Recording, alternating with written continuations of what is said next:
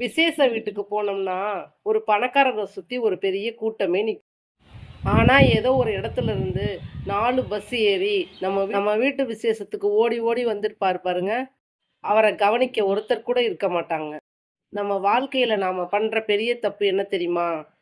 பணம் இருந்தா யார் பின்னாடி வேணாலும் ஓடுறதும், நம்மகிட்ட பணம் இருந்தா யார் வேணாலும் நம்ம பின்னாடி வருவாங்கன்னு நெனைக்கிறதும் எவ்வளவு முட்டாள்தனம் தெரியுமா?